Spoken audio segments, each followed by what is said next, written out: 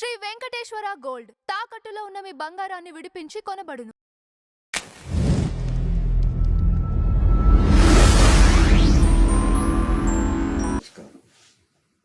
ప్రభాస్ గారికి ఏదో అన్యాయం జరిగినట్టు చాలామంది అసంతృప్తితో ఫీల్ అవుతున్నారు.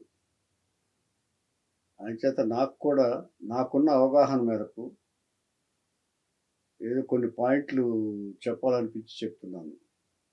ప్రభాస్ గారు మారుతి గారికి డేట్స్ ఇచ్చినప్పుడు చాలామంది ఆశ్చర్యపోయారు. ఎందుకు ఆయన్ని ఇంత పెద్ద సినిమాలు చేస్తూ ఇప్పుడు ప్రజెంట్గా రాజమౌళి గారితో అలాంటి సినిమా చేసి, మగధీర లాంటి సినిమా చేసి, బాహుబలి లాంటి సినిమా చేసిన తర్వాత మారుతి గారు లాంటి ఫ్యామిలీ సినిమాలు తీసిన డైరెక్టర్కి ఎందుకు డేట్స్ ఇచ్చారని చాలామంది ఆశ్చర్యపోయారు. కాకపోతే ఆయన మంచి కథ చెప్పుంటారు.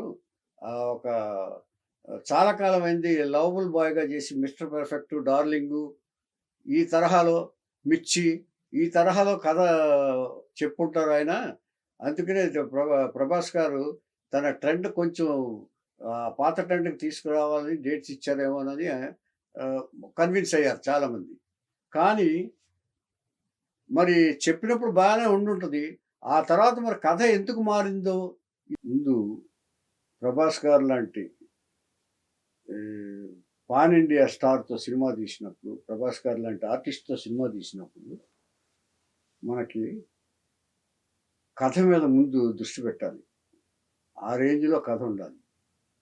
ఒక ప్రాంతానికి సంబంధించిన కథ అయి ఉండకూడదు. కానీ ఇది ఒక ఏదో పేదరాశి పెద్దమ్మ కథలాగా నానమ్మకి మనవడికి ఉన్న రిలేషన్స్ తీస్తే అది ఇండియాకి ఎలా వర్తిస్తుందో నాకు అర్థం కాలేదు. మొట్టమొదటి స్టెప్ రాంగ్ స్టెప్ అక్కడే పడింది కథ సెలక్షన్లోని.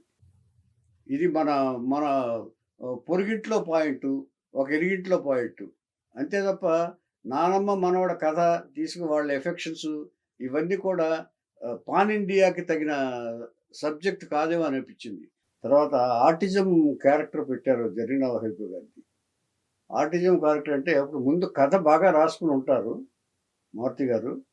రాసుకున్న తర్వాత ఈ డిలే అవటంతో ఆ ఆర్టిజం ఈ స్టోరీ మీద పడిందేమో అని అనిపిస్తుంది. తాత మనవడు కానీ అప్పుడెప్పుడో 1973లో తాత మనవడు ఎమోషన్స్ మీద చాలా బాగా వచ్చింది ఈ సినిమా అప్పుడు. కానీ ఇప్పుడు ట్రెండ్కి, ఇప్పుడు జనరేషన్కి కానీ, ప్రభాస్ గారి టాలెంట్కి కానీ, ప్రభాస్ గారి కెపాసిటీకి కానీ తగిన కథ కాదేమో అని అనిపించింది. ఏదో చిన్న కుర్రాళ్ళు, ఒక అల్లరి నరేషు ఇలాంటి వాళ్ళు నానమ్మ దీంట్లో వాళ్ళలాంటి వాళ్ళు చేసే కథ ఏమో అని అనిపించింది.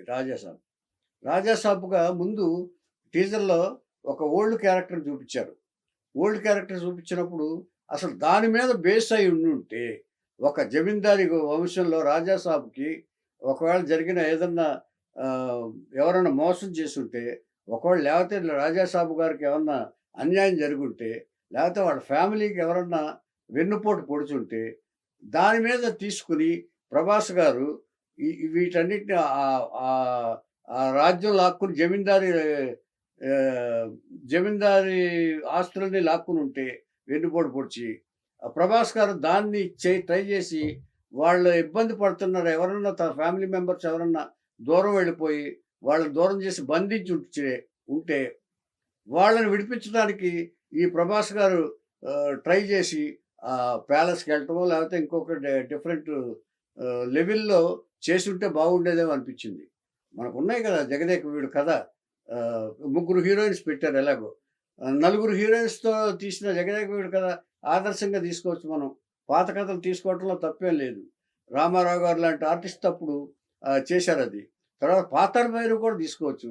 పాతాళ భైరవిలో ఒక అచీవ్మెంట్ ఉంటుంది, జగదేక వీడిలో ఒక అచీవ్మెంట్ ఉంది.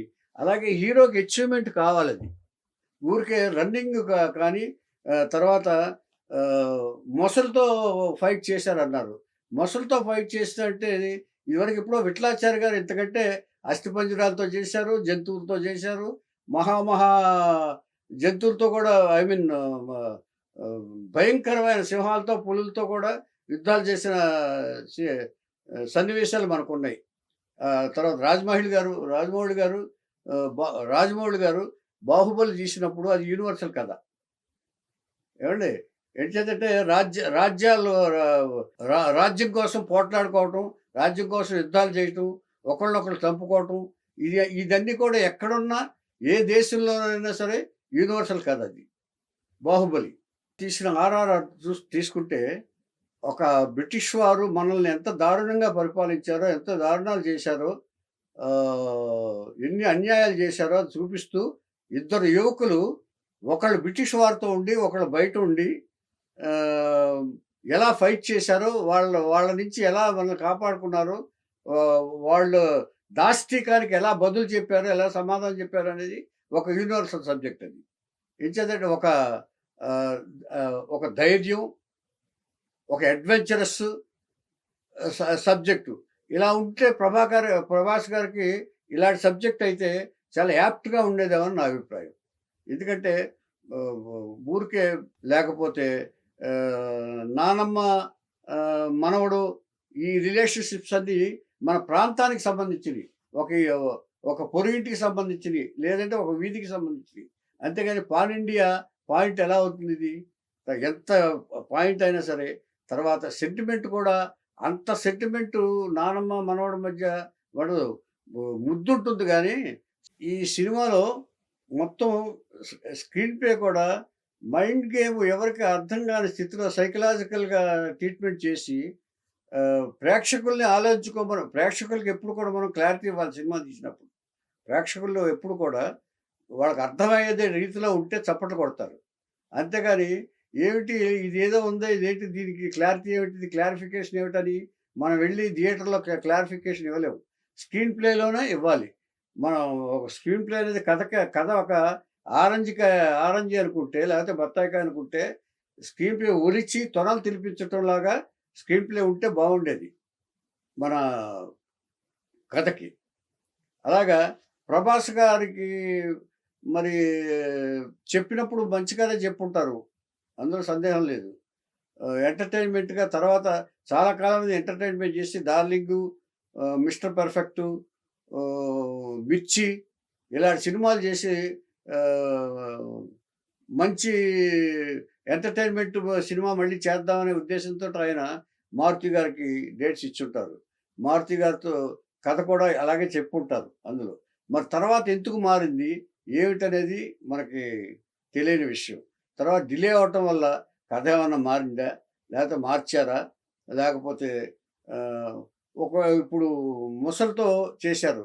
ముసలితో చేసింది ఇదివరకు 'విఠలాచార్య' గారు కూడా చాలా ఎంటర్‌టైన్‌మెంట్‌గా చేసేవారు. బ్రహ్మాండమైన జంతువులతోటి ఆయన పోరాటాలు తీసేవారు.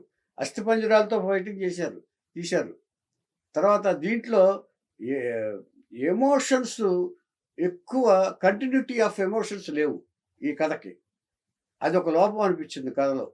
తర్వాత ఆయన ఎంత కాన్ఫిడెన్స్ ఉన్నా కూడా ఆయన యానిమేటర్ అనుకుంటాను ఆయన డైరెక్టర్ గారు. ఆ లెవెల్‌లో కాకుండా ఆ గ్రాఫిక్స్‌కి ఎప్పుడు కూడా వీఎఫ్ఎక్స్ సినిమా తీసినప్పుడు ఒక పెద్ద జైజాంటిక్ ఆర్టిస్ట్ ఉన్నప్పుడు ఆయన్ని ఎక్కువ ఎంత ఉపయోగించుకుంటామని ఆలోచించాలి తప్ప తర్వాత ఆయన చేసే అడ్వెంచర్స్‌కి గ్రాఫిక్స్ కావాలి తప్ప అసలు ఆయన్ని మించిపోయే గ్రాఫిక్స్ ఉండటం అనేది సినిమాకి అవసరం లేదో అనిపిస్తుంది. ఎంచేత ఒక ఆర్టిస్ట్ ఉన్నప్పుడు, పెర్ఫార్మెన్స్ ఆర్టిస్ట్ ఉన్నప్పుడు, యాక్షన్ చేసే ఆర్టిస్ట్ ఉన్నప్పుడు మనకి గ్రాఫిక్స్ ఎప్పుడు కూడా వాళ్ళు చేసే పనులకి గ్రాఫిక్స్ ఉపయోగించుకోవాలి మనం. అంటే అసాధ్యాన్ని సుసాధ్యం చేసే లాగా గ్రాఫిక్స్ ఉండాలి తప్ప గ్రాఫిక్స్ డామినేట్ చేయకూడదు ఆర్టిస్ట్‌ని. డామినేట్ చేసిందేమో అని అనిపించింది నాకు. తర్వాత ఆయన చాలా కాన్ఫిడెంట్‌గా ఇంతవరకు ఏ దర్శకుడు భారతదేశంలో ఇంతవరకు ఏ దర్శకుడు మీకు ఏదైనా ఇదుంటే నా ఇంటికి రండి అని ఇంతవరకు మహా సినిమాలు తీసిన కేవీ రెడ్డి గారు గానీ, మహా సినిమా 'లవకుశ' లాంటి బళ్ళు కట్టుకుని సినిమా చూసిన లవకుశ డైరెక్టర్ సి. పుల్లయ్య గారు గానీ, లేదంటే ఆహ్, 'గాంధీ' సినిమా తీసిన అటన్‌బరో గానీ, ఎవరు గానీ ఫారిన్ డైరెక్టర్స్ గానీ, క్లింట్ ఈస్ట్‌వుడ్ గానీ ఎవరు కూడా ఇలాగా మా ఇంటికి రండి అని అనౌన్స్ చేయలేదు ఇంతవరకు. మరి ఈయన ఏ ఉద్దేశంతో చేశారో ఎంత కాన్ఫిడెన్స్‌తో చేశారో అనేది అందరికి ఒక చర్చనీయాంశం అయింది ఇది. ఎందుకంటే అంత కాన్ఫిడెన్స్ మహా సినిమా తీసినా మనది ప్రేక్షకులు మెచ్చుకొని ఆశీర్వదిస్తే మనకి అంతకంటే కావాల్సిందేముంది? మనం ఇంటికొచ్చి పిలవకుండానే ఇంటికొచ్చి అభినందిస్తారు. మరి తేడా వస్తే ఇంటికి రండి అంటే ప్రతి ఫ్లాప్ సినిమాకి ఒకవేళ ఫ్లాప్ సినిమా అయితే ఇంటికొస్తే ఇబ్బంది కదండీ మనకి. మనం అది ఇన్వైట్ చేయటం కదా! అనవసరంగా. అంచేత ఇలాంటి స్టేట్మెంట్లు ఇవ్వకుండా ఉంటే బాగుండేదనిపించింది. దాంట్లో కాస్త అమెచ్యూరిటీ కనిపించింది నాకు. ఎందుకంటే అలాగా ఓవర్ కాన్ఫిడెన్స్ తోటి మనం సినిమాలు ఎంత పెద్ద సినిమా తీసినా, ఇంటర్నేషనల్ సినిమా తీసినా కూడా అలాంటి స్టేట్మెంట్స్ ఇవ్వకుండా ఉంటే బాగుండేదేమని అందరూ ఫీల్ అయ్యారు. నేనే కాదు. చాలామంది ఫీల్ అయ్యారు. ఒక రకంగా 'ప్రభాస్' గారి ఫ్యాన్స్‌కి చాలా అసంతృప్తిని మిగిల్చిన సినిమా అని ఆ ఫ్యాన్సే ఏడుస్తూ చెప్పారు మీడియాకి. కొన్ని మీడియాలు. తర్వాత ఆహ్, ఈ ఇలా అనౌన్స్ చేసినందువల్ల నా ఇంటికి రండి అన్నందువల్లే కొంతమంది ఇంటికెళ్తే రౌడీలను పెట్టి ఆపించారు. ఇది కూడా అసంబద్ధంగానే ఉంది. అంచేత అనటం ఎందుకు? వాళ్ళు రప్పించుకోవడం ఎందుకు? మళ్ళీ కనపడకుండా ఉండటం ఎందుకు? అంటే ఇవన్నీ కూడా మనకి అంటే మనం ఎప్పుడు కూడా ఆహ్, వినయం ఎప్పుడు కూడా పే చేస్తది. ఎంత పెద్దవాళ్ళకైనా, పెద్దవాడైనా సరే వినయంతోటి ఎక్కువ పనులు సాధించుకోవచ్చేమో. ఆహ్, ఐ మీన్ ఇలాంటి కామెంట్స్ నుంచి కూడా తప్పించుకోవచ్చేమో అనిపిస్తుంది నాకు. 'ప్రభాస్' గారిని డీల్ చేయటం, హ్యాండిల్ చేయటం అనేది ఆహ్, ఒక పెద్ద పజిల్ కింద అయిపోయిందది. కరెక్ట్‌గా హ్యాండిల్ చేయలేదేమో అని అందరూ ఫీల్ అవుతున్నారు 'ప్రభాస్' గారిని. ఎందుకంటే టోటల్‌గా ఈ సినిమా మీద అభిప్రాయం ఏమొచ్చిందంటేనండి ఆహ్, ఇది 'ప్రభాస్' గారికి సరైన కథ కాదు, సరైన సినిమా కాదు, పాన్ ఇండియా సినిమా కాదు. ఇది ఒక చిన్న ఆర్టిస్ట్ తోటి, ఒక చిన్న హీరో తోటి చేసి చేసుంటే ఎక్కువ సక్సెస్ వచ్చేదేమో అని అనిపించిన కథ గా భావించారు అందరూ కూడా. ఇది ఒక చిన్న ఆర్టిస్ట్‌తో చేసుంటే బాగుండేది అనిపించింది. 'ప్రభాస్' గారి లాంటి హీరోని పెట్టుకొని కరెక్ట్‌గా హ్యాండిల్ చేయలేదా? లేకపోతే కరెక్ట్‌గా డీల్ చేయలేదా? మరి ఆయన ఎలా ఒప్పుకున్నారో అని కూడా చాలామంది సందేహాలు వెలిబుచ్చారు. ఏది ఏమైనా 'ప్రభాస్' గారు లాంటి ఆర్టిస్ట్‌ని ఇంటర్నేషనల్ ఆర్టిస్ట్‌గా కూడా చెప్పుకోవచ్చండి. పాన్ ఇండియా ఆర్టిస్ట్‌ని మనం ఫుల్ ఫ్లెడ్జ్డ్‌గా ఉపయోగించుకునే కథని అల్లి, ఆయనకి తగినట్టుగా ఎమోషన్స్‌ని క్యారీ ఔట్ చేసి, ఆయన తగిన యాక్షన్స్‌ని క్యారీ ఔట్ చేసుంటే బాగుండేది. ఆహ్, అని చాలామంది అభిప్రాయపడుతున్నారు.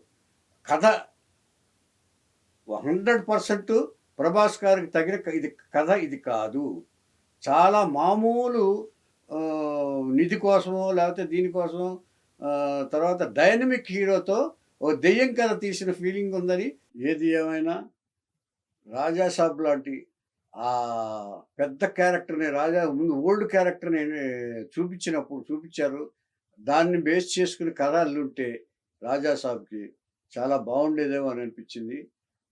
ఏమైనా విమర్శించడం అనేది ఆహ్, కరెక్ట్ కాదు.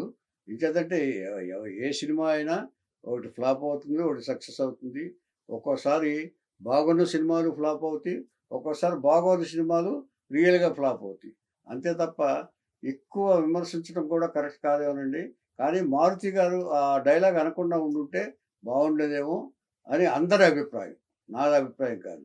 అయితే ఏదేమైనా వీటన్నిటిని దాటుకొని ఒక మళ్ళీ ఒక మంచి సినిమా తీసి ఆయన ప్రూవ్ చేసుకుంటారని ఆశిస్తున్నాను.